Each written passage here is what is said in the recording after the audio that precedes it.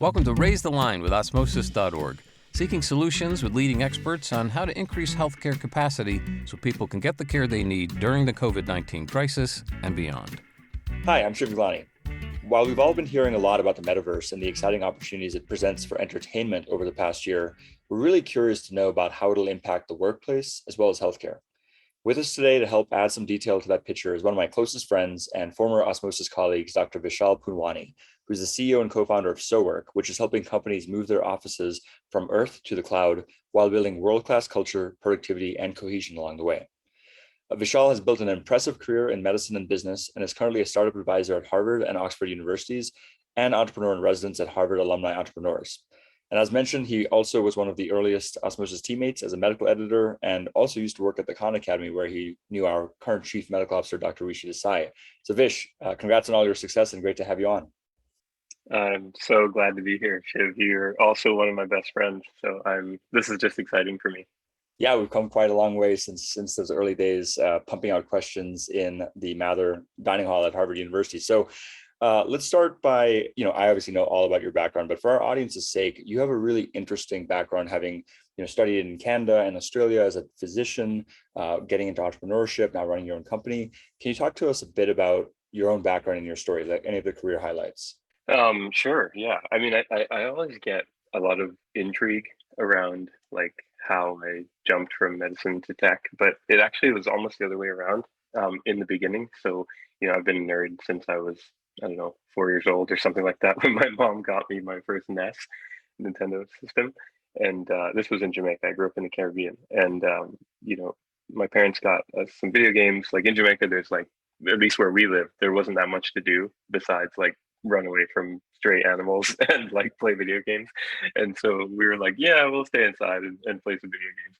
And so that kind of kicked off our love affair with technology more broadly, my brother and I. We moved to Canada when I was about 10. The neighborhood that we lived in, there happened to be like a lot of computer parts just kind of lying around all the time, like in and around dumpsters. And so what we did was we would go dumpster diving around the neighborhood and just grab all these computer parts, and then we'd make sure that they were in working order. We'd put them together, and then we'd go and just download mass amounts of pirated software, and we'd rekit the computers so that they were essentially brand new with all the best software and South Park episodes and like all the things that you would have in 95, 96. And we'd sell them around the neighborhood, and like we'd make money, and we didn't really do anything useful with the money. We just buy video games and candy. But like the point is that we learned a lot about hardware and software and code and business and all sorts of things like that just from a young age. And it kind of triggered in my mind like, oh my gosh, you can be sort of autonomous in your own way if you figure it out. In any case, when I was about 20 years old, I moved back to the Caribbean, to the Turks and Caicos Islands. Long story short, I discovered down there that I wanted to try the medicine path. So I went down that road. I had a really, really interesting medical school journey where some of it was in Melbourne, some of it was at Harvard. And afterwards, actually during med school, I met you. And I remember being like, hey, there's this dude and he's working on like a med ed thing, and his name is almost the exact same as mine, but just scrambled up in a few different ways.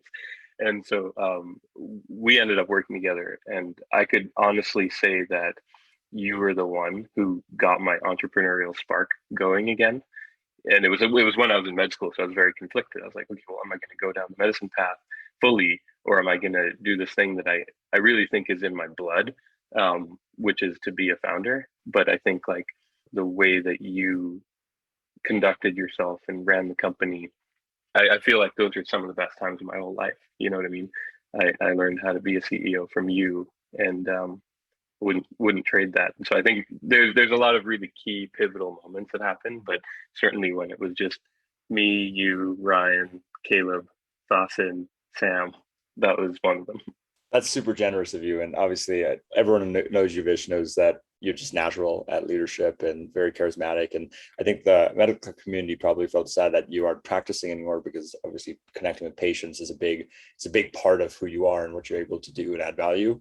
But certainly with scale, being able to run SoWork and build this massive team to reach a lot of people is just one of the things I think both attracted you and me to entrepreneurship. But I agree, lots of great memories from the early days. I remember that trip we took from Boston to New York on the Funghwa, or like the cheapest bus we could find, that actually did break down in Connecticut.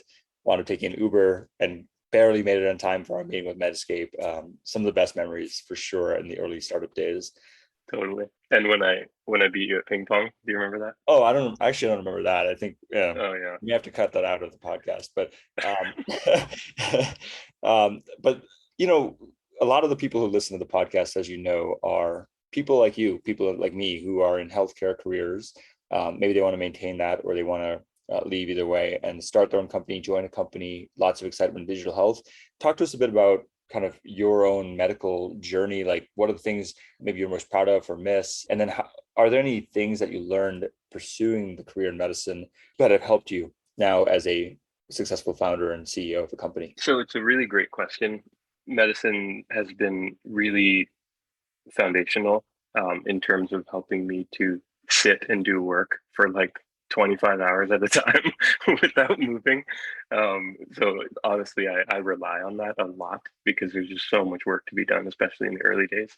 So I think like really developing great work ethic, as well as the ability to retain a lot of information, read really fast, et cetera, et cetera.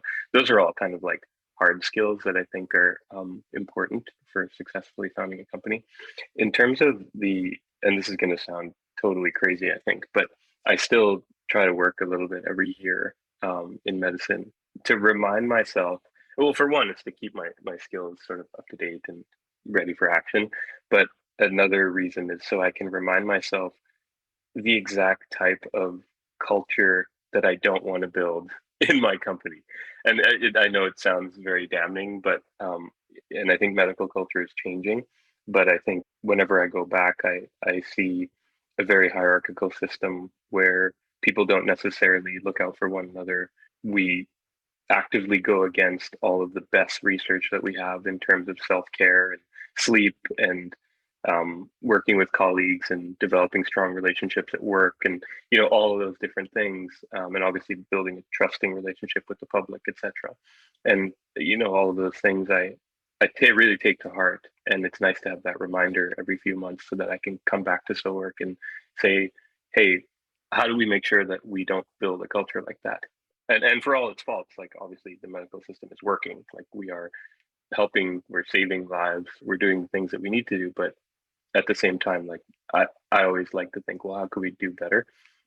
So I try to bring that mindset back to what we're building. That's a really, really good point. And there's this concept of goals and anti-goals, and things that you set, like you want to grow the company to 100 people or 10 million revenue or whatever it may be. That's a goal. But the anti-goal could be, we want to do this without setting a terrible culture, right? Or without going into this hierarchical system. And so in many ways, knowing what you don't want to do is almost as important as knowing what you do want to do. So that's a really interesting point you just made there. So going into SoWork, people have been talking about the metaverse for a while. And obviously when Facebook came out and changed their name to Meta, things that are happening in Web3 at breakneck speed, there's just a lot of excitement and interest in these topics, but confusion and not understanding what exactly is it. So can you talk to us about SoWork and what you're trying to accomplish? And then maybe just in that process, give us a primer of what do you think the metaverse, why it's so exciting for the workplace and then also for healthcare? Yeah. I'll try to tackle that in turn. So in terms of how SoWork got started and sort of the founding story, I think that's a good way to convey this. So we'll have to go way back to the start of the pandemic. Kind of like what you said, my team was at the iLab on HBS campus, and this is 2020. We were building a totally different software. We were building machine learning software for education. March 2020 came around, Harvard kicked us all off campus, and we were like, all right, I guess we're just going to be remote now. And so my team kind of scattered all over the US and really the world more broadly. And we overnight became just another one of those Zoom Slack teams, right? Like millions of other teams. It was fine for like a month. And then 2 months went by, and then 4 months, and then, 5 months. And it was just, it really started to wear on us because I could see the team that I had worked so hard to recruit. And we cared a lot about culture at our company, right? We still do, obviously. I could kind of feel something was different, like maybe there were bonds that were slipping or fabric was getting a bit looser. in terms of our culture. And I didn't really like that because, again, in terms of the anti-goal, it was totally anti to what I wanted to build, right? And I think anybody who's worked on the whole Zoom Slack setup over an extended period of time can kind of feel intuitively what I'm talking about, even if we can't put our finger on it exactly. And so I started to sort of rack my brain about the times in my life that I felt the most connected to other people despite being across long distances. And I kept coming back to when I used to play World of Warcraft 17 years ago. It was like, oh my gosh, like I met some of my best friends in Azeroth, right, which is the world that Blizzard made. And I actually met our founding CTO of SoWork there. We ran a guild together.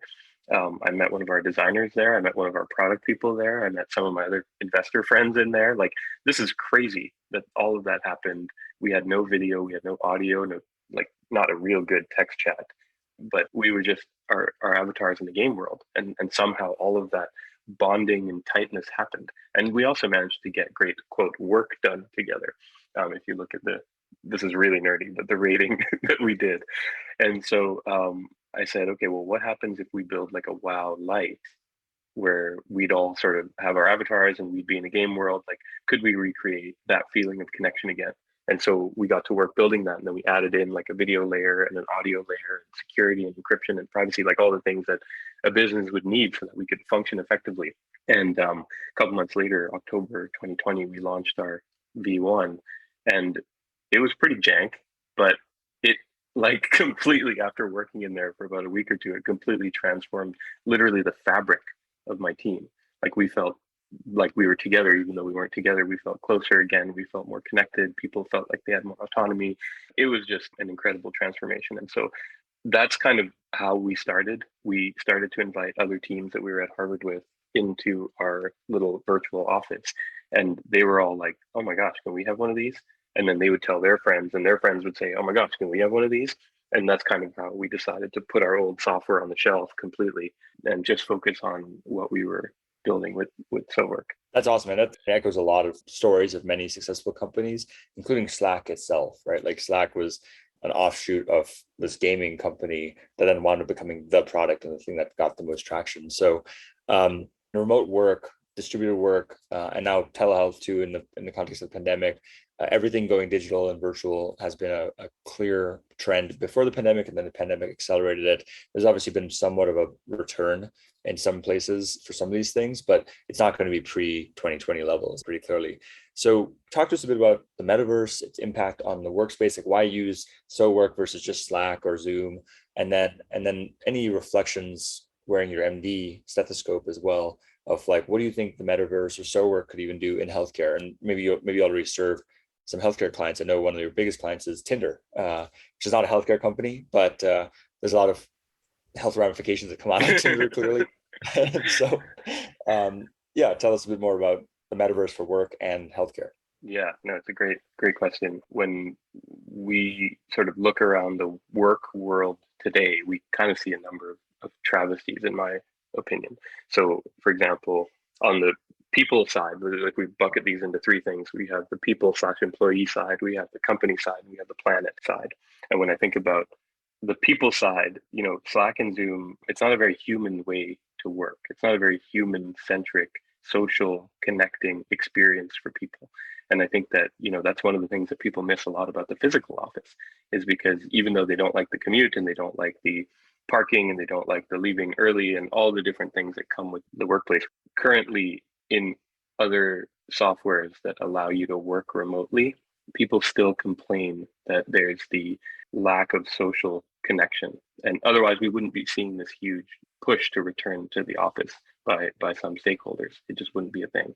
And, if Zoom had everything, then you wouldn't have people complaining about Zoom all the time, right? It's a great software. Let's not mince words here. It does a really good job at what it does, but we think that there's a better future for remote and distributed teams. And given that, like you said, we can clearly see the trend moving in that direction, where before the pandemic, people were still more and more working remotely, particularly engineers and sort of, quote, knowledge workers.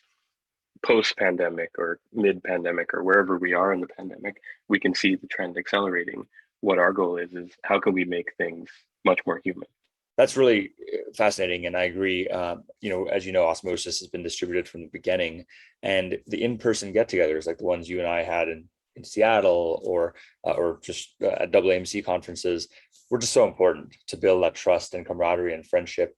And the fact that SoWork's trying to solve this problem of humanizing the workplace in a time when, between the pandemic, the war in Ukraine, just general political anxieties, and now the Great Resignation, investing in employee happiness and culture and connectivity and reducing the loneliness gap through technologies like yours, I think is really important. The other thing I'll say, there's more research that like being on Zoom meetings back to back is not only bad for your eyes and your posture, like any computer or screen time, but Zoom dysmorphia, where we spend so much time on these Zoom calls looking at ourselves that like we can be distracted about what's the actual content of the meeting, with our Zoom images up, or number two, just not be happy about what we look like, and then that leads to more plastic surgery, and just like social media has.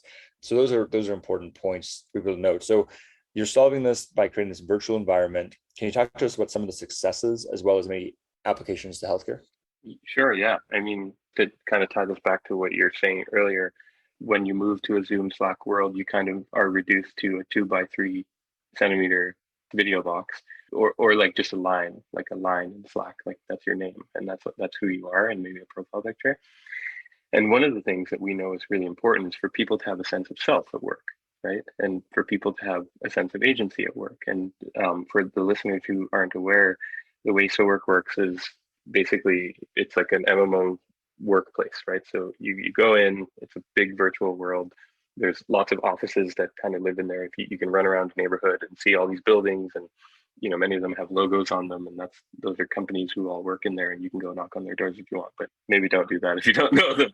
But you can go in your office and you have your avatar and you can customize. And basically when you run up to anyone else, like let's say I see Shiv across the office, I can say, oh my gosh, I really need to talk to him. So if I run up to him in the world, our videos will automatically connect over top of our heads. And, Michael might see us and he might run up to us, and then his video will automatically join. And Michelle will run up in her video. And when she's done, she'll run away and her video will go. So it's all kind of fluid like that. And it kind of works just like how the real office works, but it happens in a virtual world. And when you have the ability to represent yourself authentically in terms of how your avatar looks and dresses and behaves and interacts with other avatars, as well as you have the opportunity to customize your little section of the office, you get to have a little bit of your own representation back. And the people around you who see what you're doing, right, your colleagues, they can kind of see how you're acting in that world, just like how you present yourself in real life. We opened about mid-December and we've had about 3,000 companies move in the past 5 months. When we talk to some of these customers, they all tell us the same thing, which is, oh my gosh, like the biggest thing for me is I have my agency back. I feel like I'm a human in this world, and I'm not just reduced to a 2 by 3 box or a line in a chat box somewhere. I'm me, and I see my colleagues, and I see how they're behaving, and I see how they're dressing, and I see how they're interacting with others, and I see the conversations happening in the room, and maybe I want to be a part of them, and maybe I don't. That's what happens in real life, but we enable that to happen from anywhere in the entire world. So if you don't want to live in LA anymore because you're sick of the hour-long commute, and you want to go and live in like backcountry Colorado so that you can be around your family or your tribe in other ways, like you can do that, and you don't have to compromise on workplace, right? You get the same exact experience no matter where in the world you are. So those are some of the things that we're solving on the work side. And then on the broader view, you think about the amount of planetary health that's dictated by business practices, right? Business travel, millions of employees commuting, building skyscrapers, building parking lots, which I think is a travesty use of our limited land on planet Earth. You think about the number of behaviors associated with work that have a negative impact on the planet. Well, what happens if we can shift, like what our mission is, what happens if we can shift work from the Earth to the cloud so that you can work from anywhere? Well, all of a sudden, if we change the way that Boston works, and then San Francisco, and then LA, and then New York, and then Tokyo, and London, all these big places in the world that dominate a lot of business. Well, guess what happens to our carbon footprint as a species? Well, it massively goes down. And so at the same time that we're helping people to live more fulfilled lives, where they can live around the people that they really love and skip the commute, we're also helping to massively lower the carbon footprint. And therefore, over time, like we could actually help to save the planet. Do you know what I mean? And so it sounds totally grand and maybe a bit unbelievable, but there's a path to get there. And that's the one that we're walking. Totally. I mean, I couldn't agree more. I mean, we're very sensitive to these issues. Now we're part of Elsevier. Relics is one of the leaders in terms of FTSE 100 companies that are leading the charge on these sustainable development goals and reducing travel expenses. But again, I think part of why we've seen this rebound and people wanting to go to conferences and meet in person is because the last 2 years of Slack and Zoom has been so unsatisfying. And so trying to take some of those people who've been unsatisfied with that and say, look, yeah, we'll get together for a conference or an in-person once, twice, 3 times a year, reduce the carbon footprint, but the rest of the time have a more authentic way to collaborate and connect. And I love the point you made about, bringing your authentic self to work. I mean, that's part of all the vernacular now in HR as well, or just people management and culture, is psychological safety, diversity, equity, and inclusion, and feeling like you don't have to always put a video on or be a 2D box, but there's other things that you're interested in. So I know we're coming up in time. I want to be respectful of yours. Is there anything else you want to talk about the metaverse, SoWork? Because otherwise I'd love to zoom out and talk a bit more about post-COVID, and then any advice you have for people who may want to be like the next Vishal Punwani. Well, I'd probably caution against that part, but yeah, let's see here. I guess there's one thing that I'll mention, something we're really excited about. One of our goals is to help build as many healthy teams as we possibly can. And so one of the ways we're going about that is we're working with academics at HBS and Wharton and a few other schools, and we're basically taking the best of business research and we're kind of baking it all into the SoWork workplace so that any team in the world, doesn't matter how big, doesn't matter how small, can basically move in and all of a sudden, without having to lift a finger, the cadence of their organization will match all of the best practice that has been borne out by the research over the past several decades. And so it's a way of sort of building healthy teams at scale. And, it's something we haven't finished it. And obviously there is no finish because research keeps coming out and we keep updating. But it's a thing that we're very excited about because we think not only can we obviously have the people impact, the planetary impact, but we can have a real impact on companies as well by aligning what they do in an automated way to what the best practices are, at least on the organizational health side. That's fascinating. So what would one concrete example be? I mean, in my head, I'm thinking like when you form a team, forming, storming, norming, those kind of, evidence-based ways to build trust in the team, or servant leadership or setting OKRs. Do you have a specific example you can share about kind of what you're building into SoWork? So that's kind of turnkey once a team joins, that then they start adopting these best practices? Yeah, I mean, I can give probably one of the simplest examples, which is just about a separation, maybe boundaries between work time and lifetime, because that's one of the things. I mean, we think it's more of an urgent one to solve first or to plug in first because of the more flexible distributed work practices that we all have right now. Like work bleeds into life, bleeds into work, and so being really thoughtful around how we design, for example, automated meetings or preferences that people have, taking into mind their calendar, how busy they are, how many meetings they've had in a given day, what their time zone is, what their overlap is with other people. Like, can we show teammates an energy bar, for example? Like, I can see Shiv's energy bar and he's on like 20% right now because just from looking at his calendar, I can see like probably now isn't the best time. So we can let colleagues know if they try to book a meeting with Shiv or, go up to him like, maybe tomorrow's better or whatever. So there's a whole bunch of things that we can do in an automated way that's aligned with the research about how people can perform in the most healthy way for them and the org. That's awesome. Again, you've surrounded yourself with some of the best advisors and mentors. I think last we spoke, you had dinner with Adam Grant, who is obviously really well known at Penn and internationally for his work around the workplace and being a professional. So, and you and I have jammed on all sorts of books, like Brene Brown books and other things like that. So it's exciting to see what'll happen with SoWork implementing that stuff. Zooming out high level macro trends, we're still in the middle of COVID. What are some of the lasting impacts you think will outlast COVID that the healthcare system and education systems and or the workplace will see? So any commentary on macro trends? Where are we skating to? I know you're a big hockey player. Where's the puck headed, Vish? Yeah, I am, but it's unfortunate that my team has never in the playoffs. It's very sad. um, when COVID hit, there's three things that fundamentally changed. So school changed, events and in-person social, that all changed, and work changed. And now that we're sort of coming to the end, school, at least in non-professional school, will fundamentally go back to normal. For example, kindergarten kids and grade sixes need to be in person with each other because we're a social species. So school will fundamentally go back to normal. Social events will fundamentally go back to normal. Like whenever I think about, say, you and I hanging out, I would never consider something like this to be the equivalent. Like I was about to reroute all my tickets to come hang out with you in San Diego the other day, right? And so social will go back to normal because we are a social species. And then by the same token, work won't go back to normal because we are a social species. But it's the people we want to socialize the most with are the people who are in our tribe. And I'm not saying that that's not your colleagues much of the time, but as we get older, that tribe starts to change, and we see it more and more as our family and loved ones, and those are the people that we want to be the closest to. So I think work will fundamentally change. We've reached a point of no return, and we're not going to go back.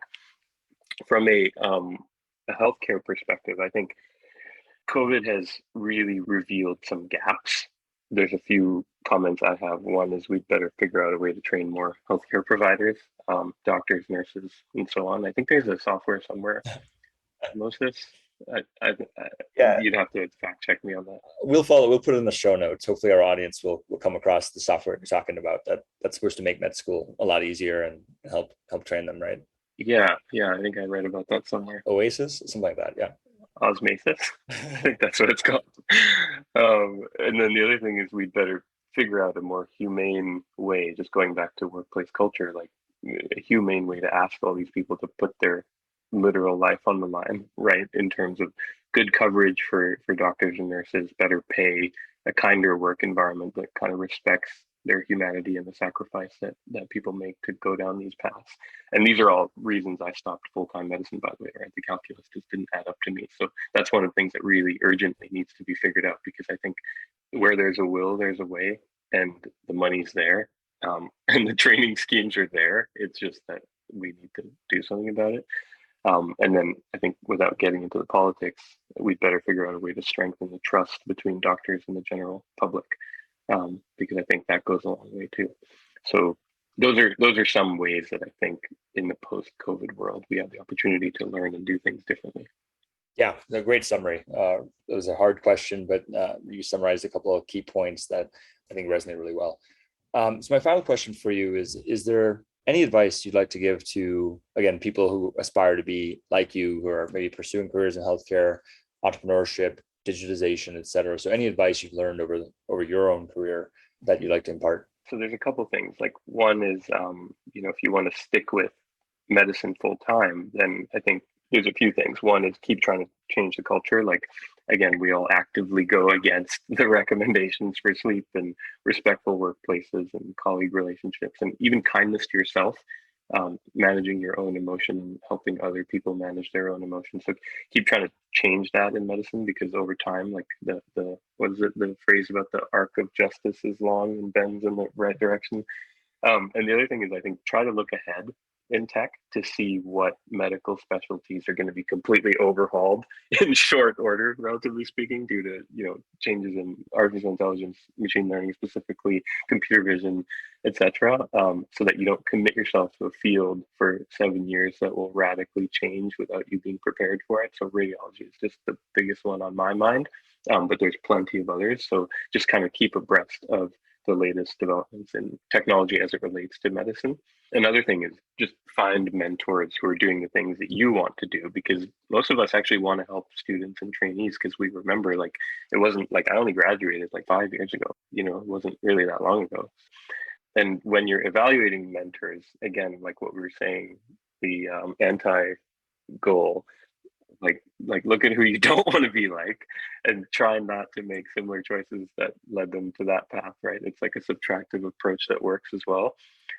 So those are all things I think that are really helpful in your spare time. Maybe like tinker with code, tinker with crypto, tinker with things like that, instead of maybe doing the next set of 40 questions. Like I don't mean to say don't study, but I mean at this stage in life we're all still very malleable, and I think we always are. And so just making sure that you're using your time wisely to make sure that you're de-risking all of your different paths of attack. It's really, really important, because the opportunity cost and the switching cost really adds up over time, particularly if you settle down and have, a partner and maybe kids if that's what you want, and et cetera, right? So you need to be doing all this research early. It feels like we've overcome this huge hump getting into medicine and going through med school and then applying and getting into residency and all that stuff, but like that's not the end of life. There is a whole world out there, and you just want to make sure that you're doing due diligence, because you will thank yourself for it.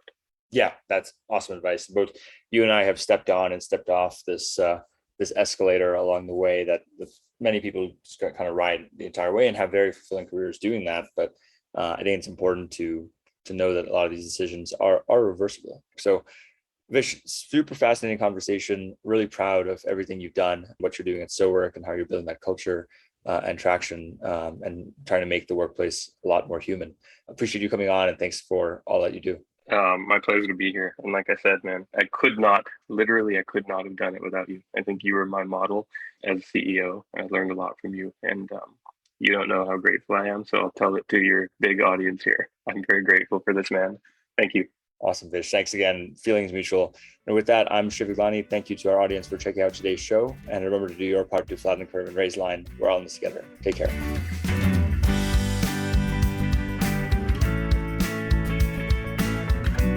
For more information on how you can help raise the line and flatten the curve, go to osmosis.org/COVID-19. If you like this podcast, please share it on your social channels. You can also subscribe to the series and check out all of our podcasts at osmosis.org/raisethelinepodcast.